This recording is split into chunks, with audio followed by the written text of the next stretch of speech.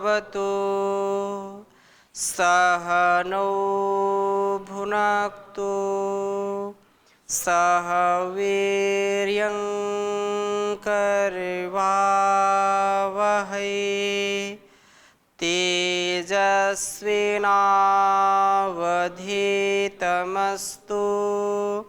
मा विद्विषावहै।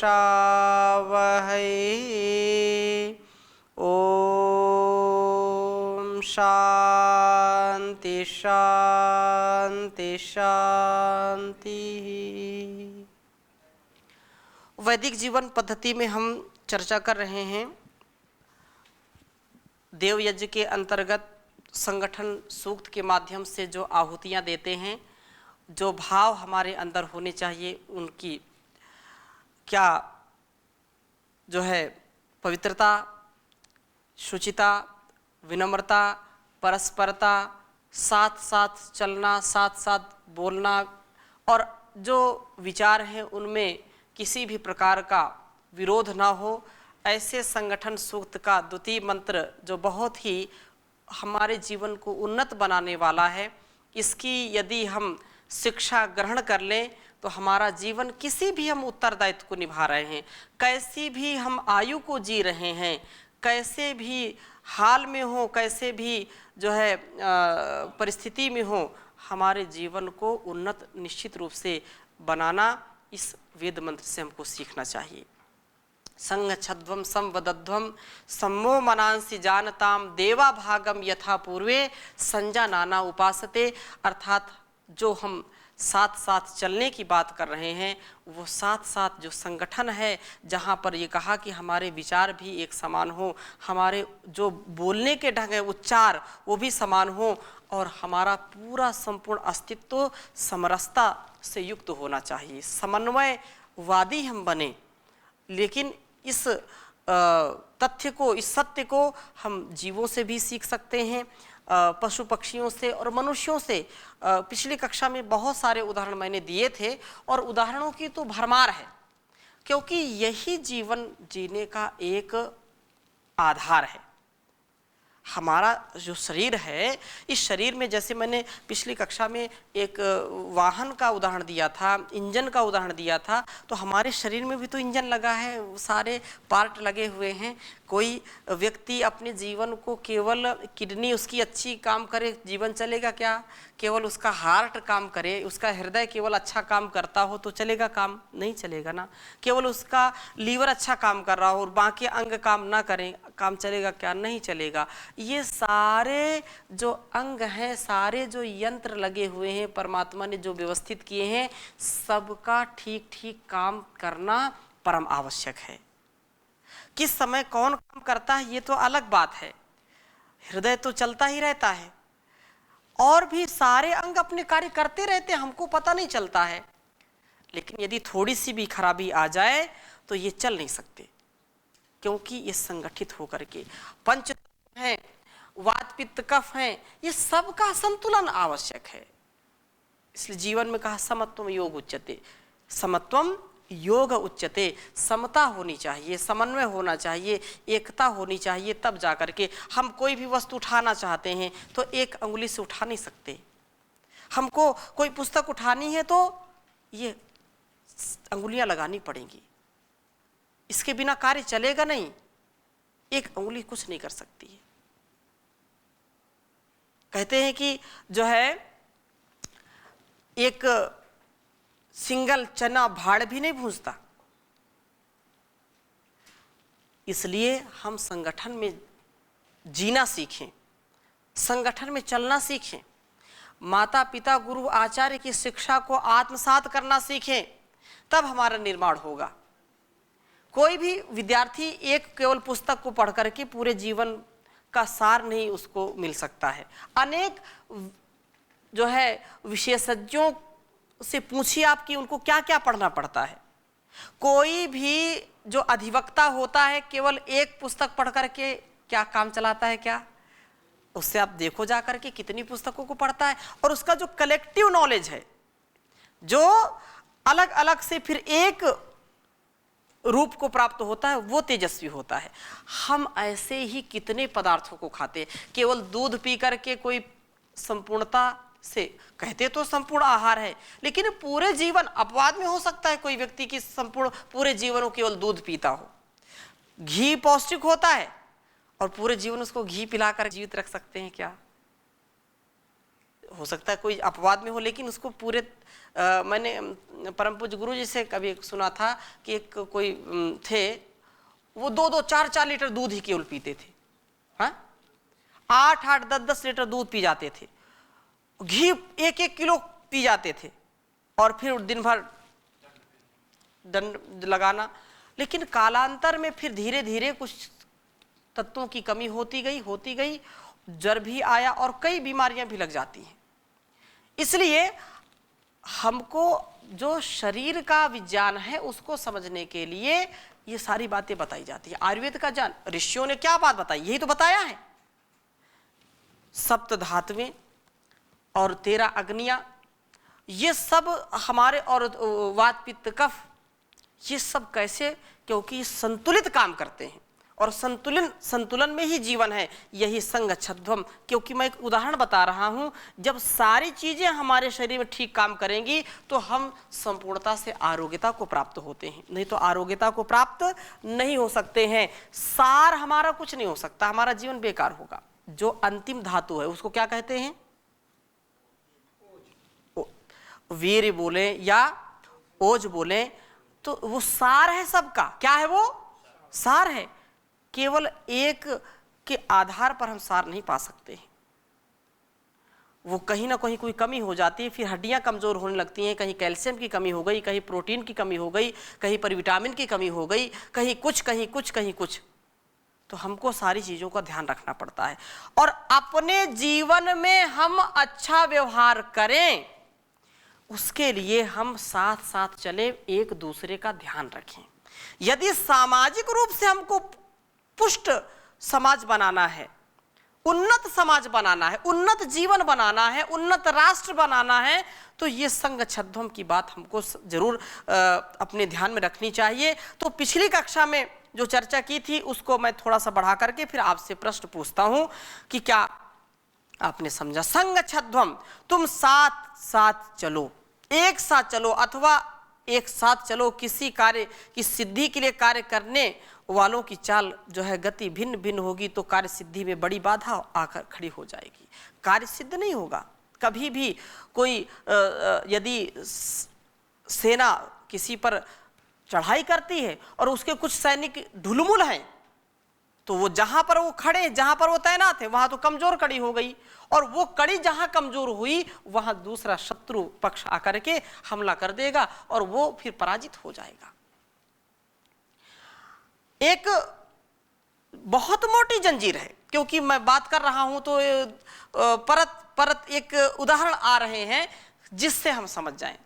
बहुत मोटी लोहे की जंजीर है, लोहे की जंजीर है, और उससे हम बड़े विशाल जो है जहाज भी बांध सकते हैं, बड़े विशाल उससे वाहन खींच सकते हैं, हाथी बांध सकते हैं, बहुत मोटी जंजीर है। लेकिन उन मोटी जो श्रृंखलाएं हैं, जो श्रृंखला है, जो कड़ी है, उनमें एक कड़ी ऐसी जो कमजोर है, कहीं से कमजोर है वो, तो कितनी भी मोटी जंजीर हो लोहे की, वो सारी जंजीर किसी काम की नहीं है, क्योंकि हमने किसी को बांधा और वो जहां से कमजोर थी वो टूट गई, तो सारा किया कराया जो काम था उसमें पानी फेर गया। अतः हम समग्रता से जिए, संगठन में जिए, पूरे जीवन को अच्छा बना करके जिए। कदम ताल जब हम करते हैं, मतलब सैनिक करते हैं, तो जहां जब वो परेड होती है, तो जब पुल आता है तो वहां पर कदम ताल बंद कर देते हैं। क्यों? क्योंकि जब कदम ताल एक साथ होती है तो उसको गिरने की, उसको जो है क्रैक होने की संभावना अधिक होती है, बल बढ़ जाता है। उसी पुल से हजारों व्यक्ति निकल जाए, कोई दिक्कत नहीं है, लेकिन यदि सैकड़ों व्यक्तियों ने उस पर कदम ताल की तो निश्चित रूप से खतरा हो सकता है। इससे आशय क्या है, इसका समझाने का तात्पर्य क्या है कि जब एक साथ कदम पड़ते हैं तो बोलते हैं कि धरती से पानी भी निकल आता है। ये वीरता, उत्साह की बात है। अतः हम एक साथ चलें और संबद्धम, तुम सब जो है, क्योंकि ईश्वर की ओर से उपदेश है, तुम सब एक सा बोलो। चाल की समानता के लिए बोल की समानता परम आवश्यक है। मेरी बात पर ध्यान दीजिए। जब चाल हम चलाना चाहते हैं या चाल चलना चाहते हैं तो वहां पर निश्चित रूप से हमारी जो वाणी है उसमें अत्यंत समानता आवश्यक है। जो बोली है, जो भाषा है, वो भेद के कारण बहुधा विचित्र किंतु निरर्थक हो जाती है। और वो यदि हम बोल रहे हैं कुछ और दूसरा कुछ बोल रहा है, किसी के समझ में नहीं आ रहा है, तो वो करना क्या है, क्या नहीं करना, वो बात समझ में नहीं आएगी। तो फिर कैसे भाई, कोई बोल रहा है, कोई जो है मंच पर चढ़कर के कोई निर्देश दे रहा है, कोई सेनापति सेना को कमांड दे रहा है, उसको निर्देश दे रहा है कि ऐसा ऐसा करना है, और सेना को बात समझ में नहीं आती। वो बोला है एक सीध जाना है और बात समझ में नहीं आई, कुछ इधर गए कुछ उधर गए, तो सब अस्त व्यस्त हो गया। वो बोल रहा है कि कैसे हमको शत्रु पक्ष पर वार करना है, कब करना है, और कई लोगों को समझ में नहीं आया। वो पहले जाकर के समय से पहले कर दिया काम, तो सारा जो उन्होंने व्यूह रचा था वो सब गड़बड़ हो गया। अनेक संदर्भ ऐसे हैं, इसलिए वाणी का एक सा होना ये एक साथ चलने के लिए परम आवश्यक है, एक साथ परस्परता के लिए परम आवश्यक है, एकता स्थापित करने के लिए भाषा का एक होना अत्यंत आवश्यक है। अब कोई सभा चल रही है, किसी को भाषा समझ में आती, किसी को नहीं आती, किसी को आनंद आ रहा है, किसी को दुख हो रहा है, बैठ करके जबरदस्ती बैठे हुए हैं, तो ऐसे वक्ता के बोलने से कोई लाभ नहीं है, जिसकी बात समझ में ना आए श्रोता के। तो एक भाषी होना परम आवश्यक है। प्रायः उनका दूसरी भाषा बोलने वालों से संपर्क न्यून ही रहता है, फलतः उन्हें उचित संबंध स्थापित नहीं हो पाता, और मनुष्यों की बोली जो भाषा है, जो उक्ति है, उच्चार है, एक सा होना चाहिए। यहाँ तक हमने चर्चा की थी। अब आपका कोई प्रश्न हो तो पूछिए।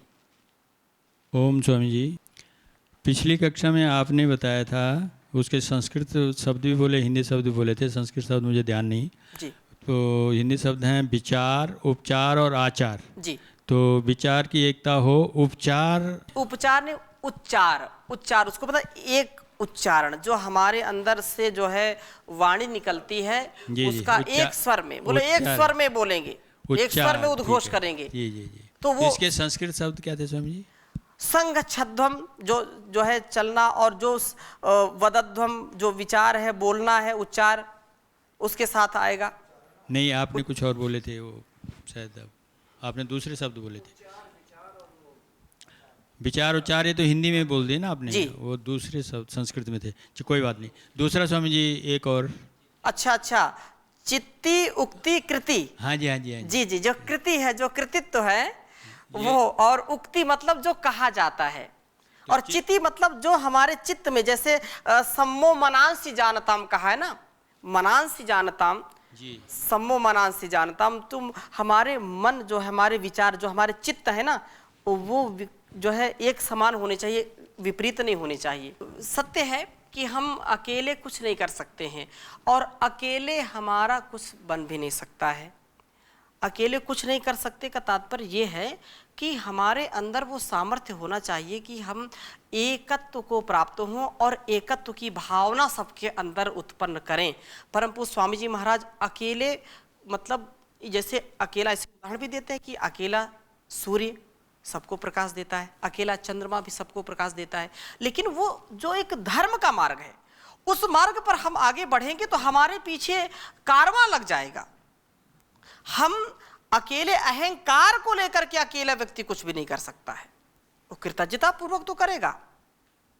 एक व्यक्ति कितने कितने जो है महारथियों को उसने धराशायी किया, शिवाजी हो, छत्रपति और हमारे महाराणा प्रताप हो, महर्षि दयानंद हो और ऋषि हो, परम पूज्य स्वामी जी महाराज, आचार्य श्री, जिनके जीवन को जो है पाकर के पूरा राष्ट्र कृतज्ञ है और पूरी दुनिया जो जिनको जो है मान रही है, तो है तो अकेले, लेकिन बीच में क्या है? संगठन है। उनके मूल में क्या है? ऋषियों का एकत्व है, ज्ञान है, वो ऋषि परंपरा है और उसको उन्होंने संकलित किया है। उस विद्या को संकलित करके एक विज्ञान को जन्म दे दिया है, जिससे लोगों को एक नई दिशा, नई दशा उनकी हो रही है। जी ओम स्वामी जी प्रणाम जी। आप जैसे मंत्र में बता रहे हैं कि सगच्छध्वम सबद्धम जी, अभी वर्तमान काल में तो जो देख रहे हैं, जो भी जैसे चल रहे हैं संगठन के हिसाब से उसको कार्य में चला रहे व चल रहे हैं। इसमें लिखा है देवाभागम यथा पूर्वे, पूर्वजों के भांति हमको चलना है जी। इसको कैसे हम आचरण में ला सकते हैं, इसके बारे में थोड़ा। जी जी हाँ, अभी तो बहुत अच्छी बात कही है। अभी उसकी चर्चा ही मैंने नहीं शुरू की है, अभी आरंभ करेंगे। तो जो है हम परस्पर बोलें और परस्पर सुनें। जब हम अच्छा बोलेंगे और सुनेंगे तो वैसे ही कार्य करेंगे। हम बोल रहे हैं और कोई उसको सुन नहीं रहा, समझ नहीं रहा, तो कार्य भी नहीं हो सकता है। अतः ग्राह्य शक्ति हमारे अंदर होनी चाहिए। इसीलिए यहाँ पर कहा कि संवदध्वम और संवो मनांसी जानताम, संवो मनांसी जानताम, तुम जो है ज्ञानियों के मन एक समान हो, मन में विद्वेष ना हो। तुम सभी ज्ञानी हैं, तुम सभी जानवान हैं, सभी आप, और आपके मन समान हो, एक जैसा बोल तो तभी हो सकता है जब मनों के भाव एक से हो। जैसे कभी कभी ऐसा होता है कि हम कुछ बोलना चाहते हैं और महाराज श्री ने बोल दिया। डॉक्टर संजय जी पिछली कक्षा में बोल रहे थे कि मैं कुछ बोलना चाह रहा था, स्वामी जी आपने मेरी बात बोल दी।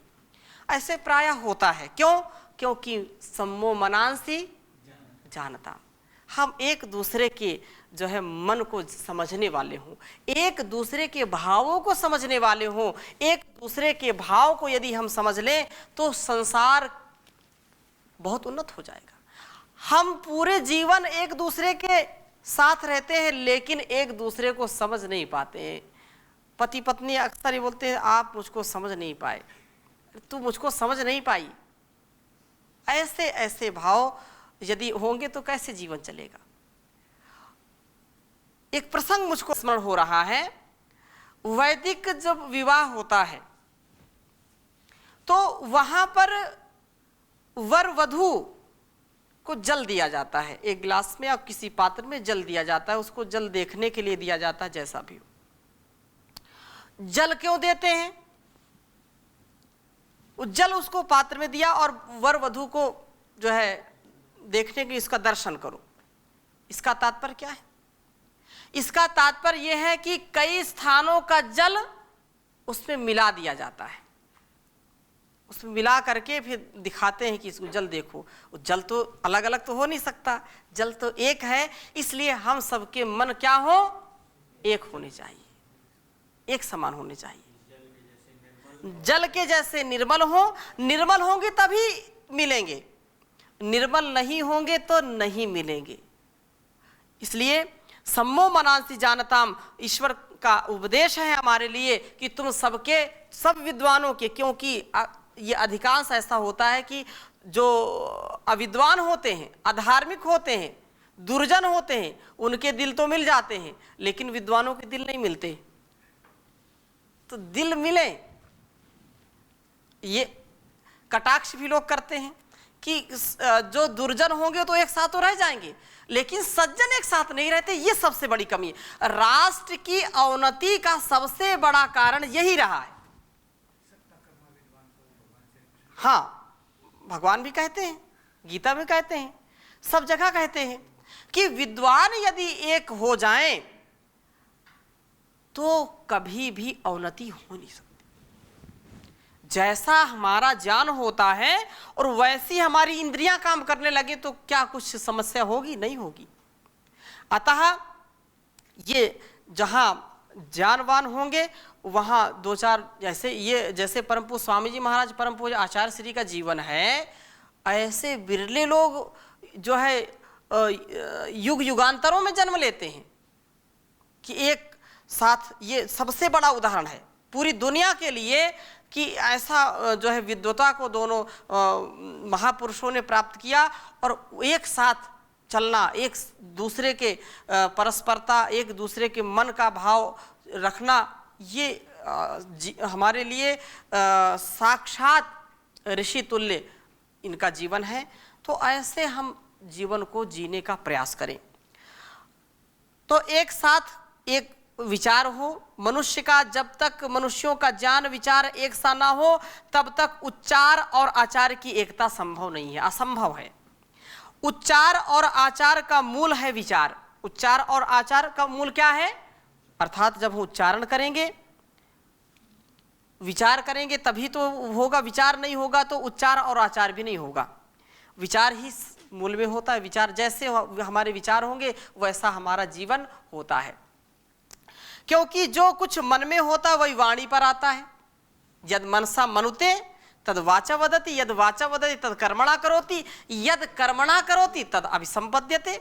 मनुष्य जैसा विचार करता है वैसा ही बोलता है, और जैसा बोलता है वैसा वो व्यवहार करता है। यही है, ये आप पूछ रहे थे ना अभी, आचार उच्चार विचार, ये विचार मूल में है।